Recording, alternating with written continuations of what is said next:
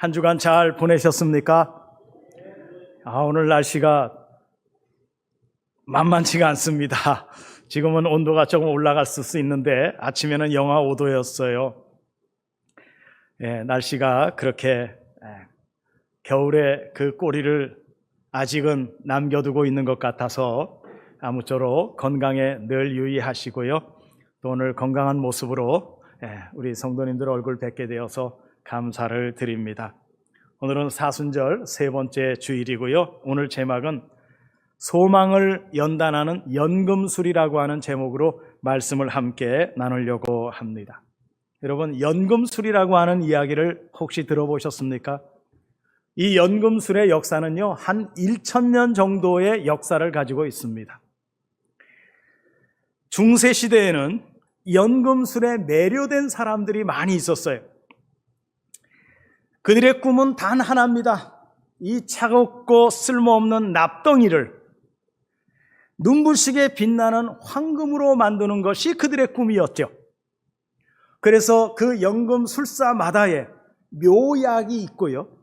그래서 그 묘약을 자기들이 달궈놓은 풀무불에다가 납덩이를 집어넣고 또 묘약을 갖다가 섞으면서 이렇게 담금질을 하게 되면 그것이 나중에 황금으로 변한다고 하는 의식입니다. 그러니까 많은 사람들이 거기에 매료가 되었어요. 그래서 어떻게 하든지 황금으로 만들어 보려고 하는 그러한 사람들이 있었는데, 사실은 이 연금이라고 하는 것은 본질을 바꾸는 거거든요. 본질, 납이라고 하는 본질을 금으로 바꾼다고 하는 거 과연 될까요? 많이 시도했지만 되지는 않았다고 합니다. 본질을 바꾼다고 하는 거 참 쉬운 일이 아니죠. 제가 어젠가 지인을 통해서 들은 얘기입니다.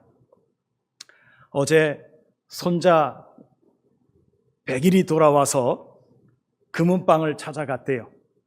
찾아가서 요즘에 금 한 돈이 얼마입니까? 그래가지고 물어봤더니 108만 원을 달라 그러더래요. 금 한 돈에. 저도 그 얘기 들으면서 허걱했어요. 아니 무슨 금 한 돈에 100만 원이 넘어? 여러분 이해 안 가시죠? 한 15년 전만 해도 금 한 돈에 5만 원, 6만 원 했어요. 아니 그때 금을 좀 사놨으면 얼마나 부자가 됐겠습니까? 이렇게 금이 많이 오를 줄 꿈에도 우리는 상상을 못했어요. 지금 중동에 전쟁 터졌죠. 러시아와 우크라이나 전쟁 아직 끝나지 않았죠. 이런 일들이 계속적으로 되다 보니까 금값이 오르고요. 그 다음에 석유값이 오르고요. 정말 우리가 숨도 못 쉴 정도로 물가가 이렇게 하늘을 찌릅니다. 자, 금, 참 가치로 보면은 최고의 가치죠. 우리가 가지고 있는 물건 가운데 어떻게 보면 다이아몬드나 금이나 이러한 것들은 최고의 가치를 가지고 있습니다. 이 본질을 바꾸어서 최고의 것으로 만들겠다고 하는 것은 오랜 인류를 거쳐서 갈망해왔던 것들입니다. 왜냐하면 우리 모두의 인생에는 무거운 납덩이 같은 것들이 들어있기 때문이죠. 이 납덩이라고 하는 것은 한마디로 표현하면 우리가 살아오면서 실패했던 기억들, 깨어진 관계와 아픔, 질병의 고통, 미래에 대한 불안함, 이러한 것들이 다 우리 속에는 납덩이처럼 들어있는 것입니다. 사순절의 여정은 바로 그 납덩이들을 피하는 게 아니라 마주하는 것으로 우리를 초대하고 있습니다. 그리고 오늘 사도 바울은 이 쓸모없이 보이는 고난의 납덩이를 영광스러운 소망의 금으로 바꾸어내는 놀라운 영적 연금술의 비밀의 공식들을 오늘 본문의 말씀을 통해서 이야기하고 있다는 것입니다. 옛날에 나온 영화지만 쇼생크 탈출이라고 하는 영화가 있습니다. 저는 아주 수도 없이 봤어요. 왜냐하면 방송에서 여러 번 방영을 했기 때문입니다. 또 재미도 있습니다. 찬찬히 보면 내용이 좋아요. 그 주인공이 앤디 듀프레인이라고 하는 주인공입니다. 젊은 사람인데 죄로 말미암아 들어와서 감옥 생활을 하는데 이 소장의 뒤를 봐주는 그런 역할을 합니다. 그런데 이 사람이 항상 입에 달고 있는 게 뭐냐면 희망은 좋은 것입니다. 희망은 좋은 것입니다. 이런 얘기를 달고 살아요. 그러면서 그는 감옥 생활을 하면서도 절대 꿈을 포기하지 않습니다. 우리는 이 영적 연금술을 본격적으로 말하기 전에 오늘 우리가 바꾸려고 하는 내 속에 있는 납덩어리의 실체가 뭔가, 그거를 먼저 우리는 생각을 해보려고 합니다. 오늘 말씀 5장 1절의 말씀을 보니까요, 그러므로 우리가 믿음으로 의롭다 하심을 받았으니 우리 주 예수 그리스도로 말미암아 하나님과 화평을 누리자, 이렇게 선포하고 있습니다. 이 말을 뒤집어 보면 하나님과의 관계가 회복되어서 화평을 누리기 전의 상태는 화평이 아니었다는 얘기를 하는 거죠. 성경이 진단하는 인류의 근본적인 문제는요, 하나님과 끝나지 않는 전쟁 상태, 즉 적대 관계에 놓여 있었다라고 말씀하는 겁니다. 하나님의 말씀대로 순종하지 못해서 죄가 인간의 마음에 들어오면서부터 우리 인간들은 하나님과의 관계는 적대 관계였었다는 말입니다. 로마서 1장에서 3장까지 내용을 보면 바울은 유능한 검사처럼 온 인류를 하나님의 법정 앞에 세워놓습니다. 그리고 말합니다. 이방인이든 유대인이든 도덕군자든 방탕한 자든 예 없이 모두가 우리 인류는 죄 아래 있다, 이 얘기를 선포하는 거예요. 그래서 우리는 하나님의 영광에 이르지 못했다, 이렇게 말하고 있죠. 이러한 상태에 대해서 10절에서는 뭐라고 말하냐면 우리가 하나님과 원수되었을 때, 우리가 하나님과 원수되었을 때, 이 원수되었다라고 하는 단어를 보니까요, 이거는 그냥 평범한 원수를 얘기하는 게, 사이좋은 정도를 얘기하는 게 아니에요. 적극적으로 미워하고 적극적으로 싫어하는 그런 관계의 상태였다는 거예요. 누구와? 하나님과 내가 그런 관계에 있었다는 것입니다. 이것이 여러분 우리의 영적인 실존이에요. 우리가 그 실존을 분명하게 알고 사셔야 돼요. 나라고 하는 존재가 하나님과 이러한 절대적인 적대 관계였구나. 화해가 될 수 없는 상태의 관계들. 하나님은 우리를 사랑으로 창조했어요. 그래서 우리에게 필요한 모든 것들을 그 에덴이라고 하는 동산에다가 하나님이 다 준비해 놓으셨어요. 그들은 그 상태에서는, 죄 짓기 전에는 그들은 일할 필요도 없어요.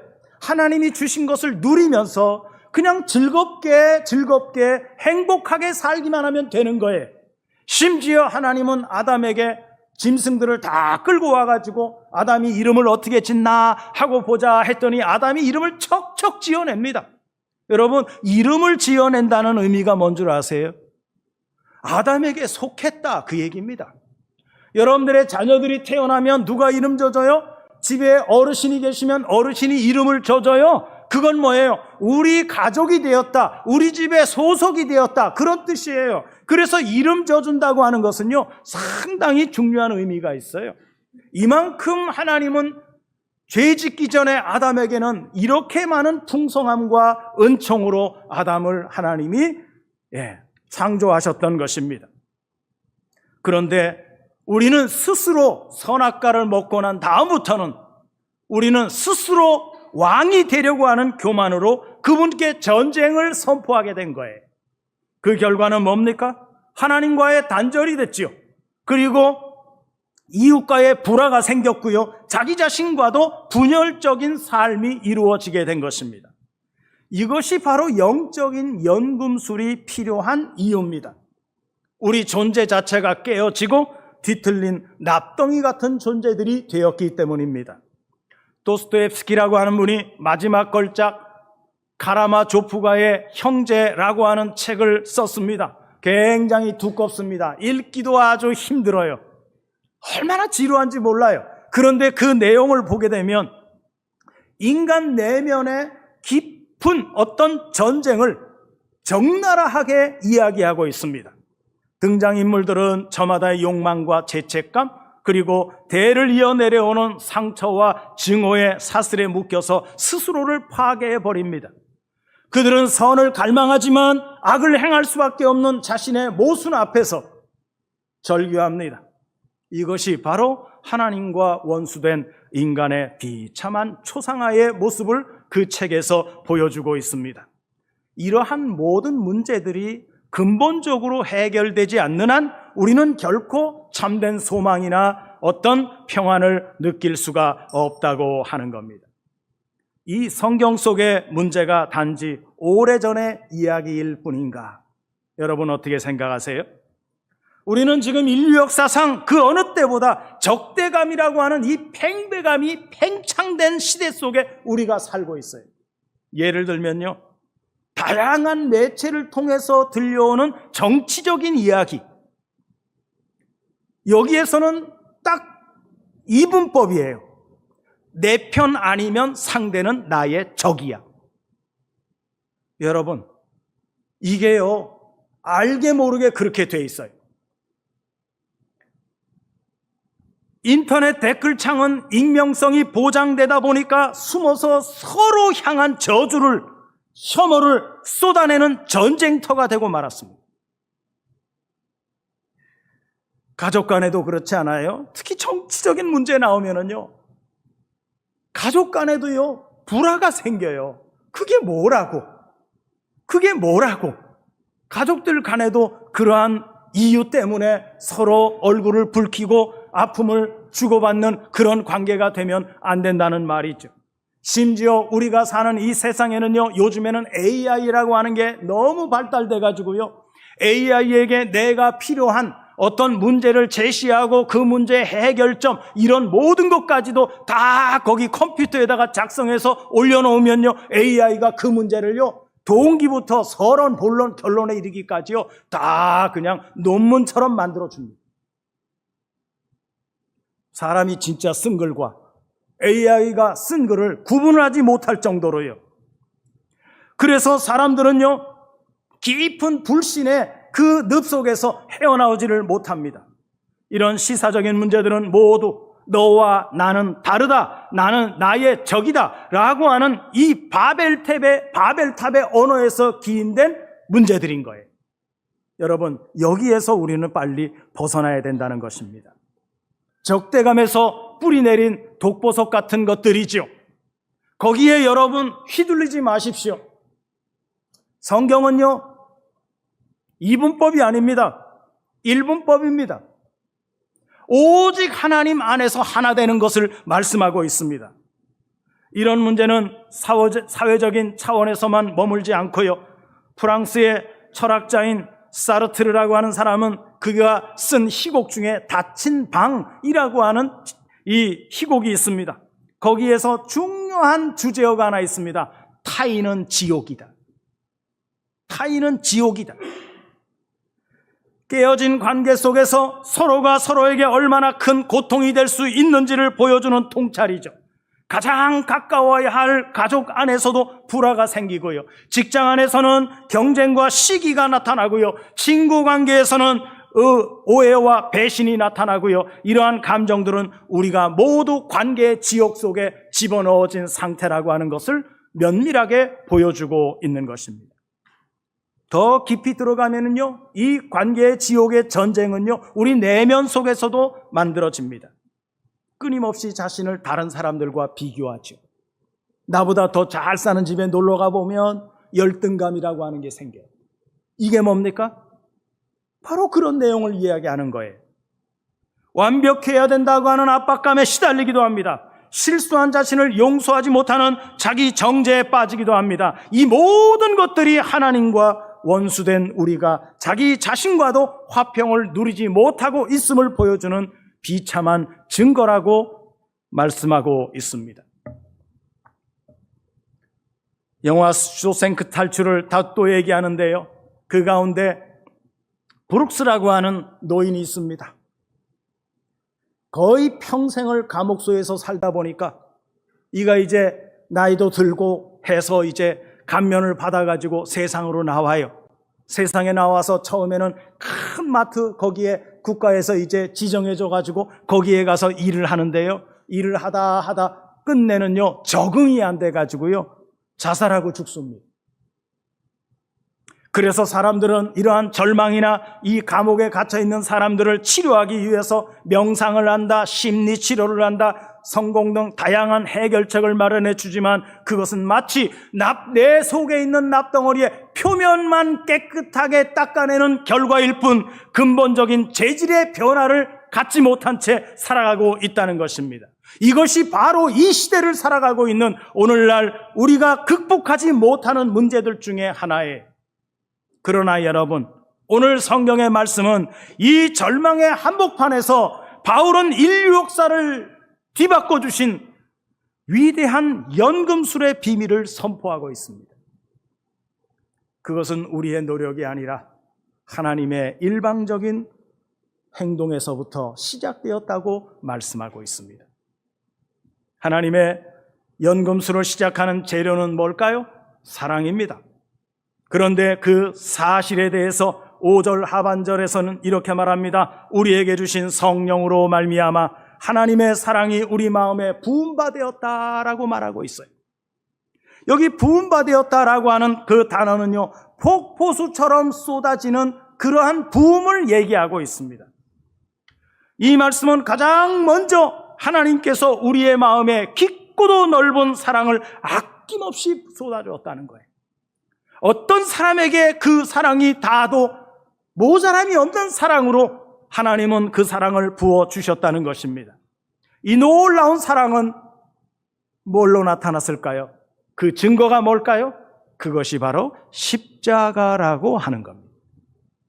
하나님이 우리를 얼마나 사랑했는지, 당신의 아들을 아낌없이 우리에게 주셔서 이 땅에 와 우리가 가지고 있는 납덩이와 같았던 이 죄악들을 주님이 오셔서 팔 벌리면서 다 내게로 가지고 오라, 내가 다 해소시켜 주겠다고 말씀하셨습니다. 그리고 당신이 십자가에 친히 달리셔서 그 몸을 갈라 피와 물을 다 쏟으시고 우리의 모든 죄를, 납덩이와 같았던 무거운 죄악들을 주님의 십자가에서 해결해 주셨다는 사실입니다. 이것이 하나님의 사랑이라는 거예요. 아무 대가 없이. 8절은 그 사랑의 증거가 언제 어떻게 나타났느냐? 우리가 아직 죄인 되었을 때에 그리스도께서 우리를 위하여 죽으심으로 하나님께서 우리에 대한 당신의 사랑을 확증하셨다고 말씀하고 있습니다. 아멘. 다시 한번 해볼까요? 우리가 아직 죄인 되었을 때, 내가 아직 죄인 되었을 때 그리스도께서 우리를 위하여, 나를 위하여 죽으심으로 하나님께서 우리에 대한 당신의 사랑을 확증하셨습니다. 좀 이렇게 좀 왔다 갔다 하는 게 좀 있어야 재밌죠. 얘기하는데도 꾹 다물고 있어. 그러지 마세요. 신학자 존 스토트는요, 그의 명저인 그리스도의 십자가라고 하는 책에서 십자가는 하나님의 사랑과 공의가 충돌하는 지점이 아니고 오히려 그 두 가지가 가장 완벽하게 조화를 이루는 장이었다라고 표현을 했습니다. 하나님은요, 우리가 가장 사랑스럽지 않을 때, 원수 되었을 때, 우리가 그분을 향해 창을 겨누고 있었던 원수 되었을 때 우리를 위해서 목숨을 내어 주셨습니다. 그 사랑이 진짜임을 온 우주에 증명하셨습니다. 참으로 아이러니한 것은 뭐냐면요, 이 사랑은 환난이라고 하는 뜨거운 불을 통해서 우리 안에 소망으로 빚어내셨다는 거예요. 3, 4절에서 하나님께서 우리를 연금하시는 공식을 잘 보여줍니다. 환난은 인내를, 인내는 연단을, 연단은 소망으로 이룬다고 말씀하고 있습니다. 따라해 보실까요? 환난은 인내를, 인내는 연단을, 연단은 소망을 이룬다. 아멘. 믿으시기 바랍니다. 여기 연단이라고 하는 말은 도키마조라고 하는 헬라어 단어를 씁니다. 이것은 뭐냐면 시험을 받는다, 덫에 걸린다, 그런 뜻이에요. 이 연단은 시험 받는 거예요. 그래서 이 시험, 연단을 통해서 내 속에 있는 납덩이가 어떻게 될까요? 없어지는 거예요. 시험을 통해서 이제 이것이 검증되어진 뭘로 바뀌는 거예요? 내 속에서 순금으로 바뀌는 거예요. 그래서 우리의 인격을 얘기하는 거예요. 우리 그리스도인의 인격은요, 여러분의 인격이 아닙니다. 누구의 인격이에요? 그리스도의 인격을 갖게 되는 거예요. 그리스도의 인격을 갖게 되는 거예요. 여러분들이 나가서 여러분들이 하는 말, 여러분들이 하는 행동, 이러한 모든 것들은 다 누구를 표현하는 인격이 돼야 되느냐? 여러분들의 말하는, 행동하는 모든 것들은요, 다 나를 통해서 누가 드러나요? 그리스도가 드러나는 인격이 나오는 거예요. 하나님은 환난이라는 불과 인내라고 하는 망치질을 통해서 우리 안에 세상이 흔들 수 없는 영광스러운 소망을 빚어내시는 역사를 이루어 가십니다. 이게 성경 속에서 우리에게 보여주는 하나님의 역설적인 은혜인 거예요. 성경을 보십시오. 성경의 믿음의 선조들 가운데 고난당하지 않은 선조가 누가 있습니까? 없습니다. 모두가 다 고난을 당하고 그 믿음을 지키기 위해서 목숨을 바쳤던 사람들이에요. 비근한 예로요, 이스라엘 백성들이 하나님 앞에 말씀에 불순종함으로 바벨론의 포로로 70년 동안 이제 억압을 당하는 삶의 포로 생활을 하게 됩니다. 그 가운데 여러분이 잘 아는 다니엘과 세 친구의 이야기를 들을 수 있습니다. 이 세 친구에게 믿음을 포기하라고 우리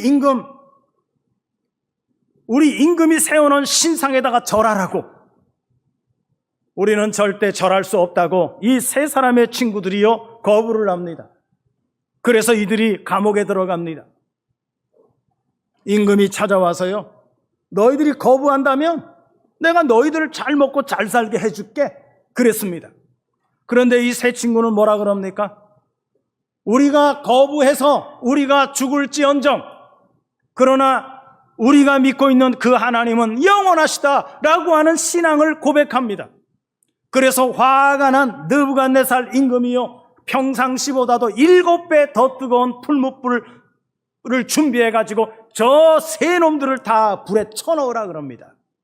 그런데요, 이 세 사람을 붙들고 갔던 사람들은 다 타서 죽었어요. 불이 얼마나 뜨거운지. 그런데 이 세 사람이 불 속에 던져졌거든요. 하나님이 연단을 하는 거잖아요. 불 속에 던져졌는데 이상하게 보니까 3명을 집어넣는데 보이는 건 4명이 보이는 거예요. 누굴까요? 예수 그리스도가 그들과 함께 동행하고 있는 모습을 보여주는 거예요.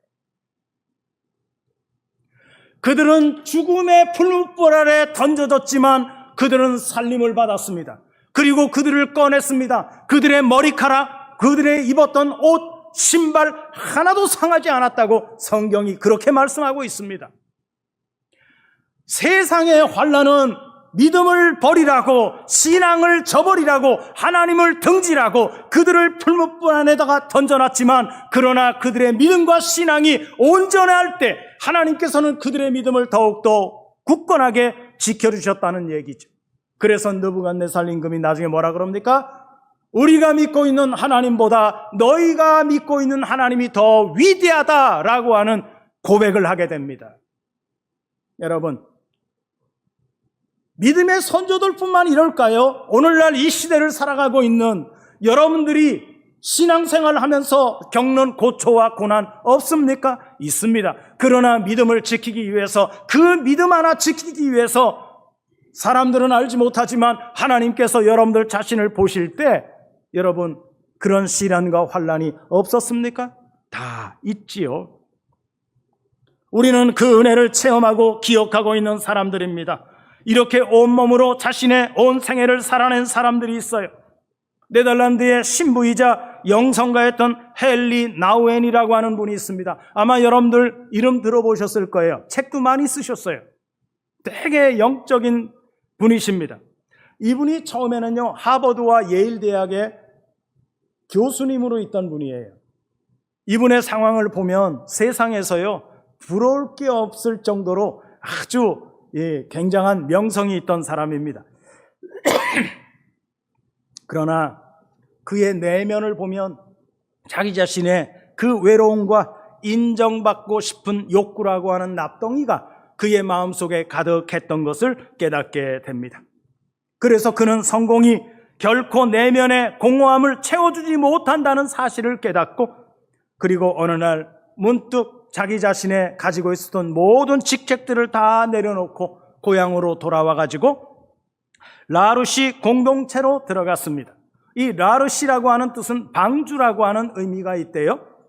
그곳에는 그는 더 이상 가르치는 자로 있는 게 아니라 오늘 도움이 필요한 사람들을 씻기고 지적 장애인들을 씻기고 먹이고 섬기는 자가 되었습니다. 어쩌면 이것은 그에게 있어서 큰 환난과 같은 풀무불의 장소였지요. 그러나 그는 자신의 연약함과 상처를 정직하게 마주할 수 있는 자리에서 비로소 하나님의 무조건적인 사랑이 이런 것이로구나 하는 것을 깨닫게 되었습니다. 그래서 그가 책을 썼어요. 상처 입은 치유자라고 하는 책을 썼습니다. 그 책의 주 내용이 뭐냐면 우리의 상처가, 내가 가지고 있는 상처가 치유의 원천이 될 수 있다. 또 하나, 나의 깨어짐을 통해 다른 사람의 깨어짐을 이해하고 감싸 안을 수 있다라고 하는 유명한 절기를 남겼습니다. 여러분, 우리 가운데도 고생 많이 하신 분들은요, 고생하고 있는 사람들을 얼마든지 이해할 수 있어요. 한 번도 고생해보지 않은 사람은 그 고생의 절박함이나 아픔을 절대로 이해 못합니다.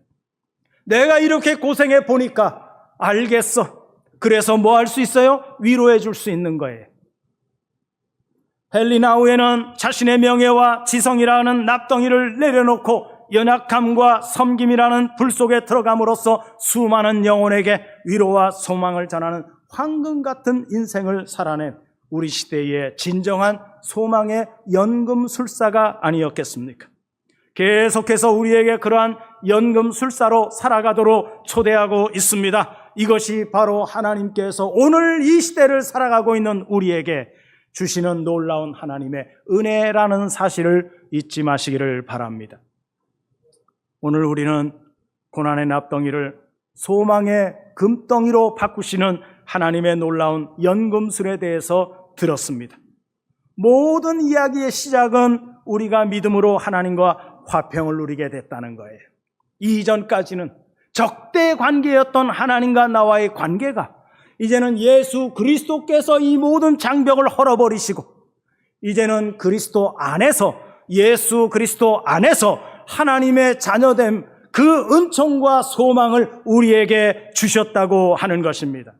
그 평화 위에 서게 되면 우리는 두려워하지 않습니다. 무엇을? 환난을 두려워하지 않습니다. 오히려 그것을 통해서 우리를 빚어가시는 하나님의 손길을 신뢰하면서 즐거워할 수 있는 믿음을 살아갈 수 있게 되는 것입니다. 이 모든 과정을 가능하게 하는 힘은 우리 안에 폭포수처럼 부어주시는 성령을 통한 하나님의 사랑이고, 그 사랑의 가장 확실한 증거가 우리가 아직 원수되었을 때 우리를 위해 십자가에 죽으신 예수 그리스도시라는 사실을 말씀하고 있는 것입니다. 사순절의 여정을 걷고 계시는 성도 여러분 앞에 여러분들은 어떤 납덩이를 가지고 사십니까? 해결되지 않은 문제, 아물지 않은 상처, 벗어날 수 없을 것 같은 연약함, 질병, 이러한 것이 오늘 주님께서는 그 모든 것을 위대한 연금술사인 하나님 앞에 그대로 가져오시기를 원하고 계십니다. 여러분, 끌어안고 사시지 마세요. 하나님 앞에 내려놓으시고요, 또 하나님 앞에 기도하시고요, 하나님께서 이 모든 문제의 해결을 위하여 십자가 지셨다고 하는 그 은혜를 충만하게 여러분들의 삶 속에서 여러분들이 느끼고 여러분들이 그것을 받아들임으로 말미암아 여러분들의 죄의 문제, 이웃의 문제, 개인의 문제, 여러분들의 모든 삶의 문제가 주님의 십자가 위에서 온전하게 해결되는 역사가 일어나시기를 주님의 이름으로 축복해 드립니다. 마지막으로 여러분 이렇게 생각해 보십시오. 주님, 이 실패와 아픔 속에서도 주님은 일하고 계십니다. 주님은 가만히 계시지 않습니다. 그렇다고 여러분들이 가만히 꾹 다물고 있으면 알아주시겠지? 아니에요. 여러분들이 부르셔야 돼요. 여러분들이 닫혔던 창문을 열으셔야 돼요. 그래서 주님을 부르셔야 돼요. 그래서 주님으로 하여금 내 마음의 창에 들어오실 수 있도록 주님을 환영하고 영접하셔야 돼요. 그래야 주님이 여러분들의 삶에서 여러분들의 인도자로 여러분들의 슬픔과 아픔과 고통의 문제를 해결해 주실 수 있는 역사를 이루어 가실 줄로 믿습니다. 그래서 영광스러운 소망에 이르게 되는 거예요. 이 고백 이후에 여러분들이 삶의 모든 납덩이들을 하나님의 영광을 드러내는 소망으로 변화시키는 놀라운 역사가 일어나시기를 주님의 이름으로 축복해 드리겠습니다. 기도합니다.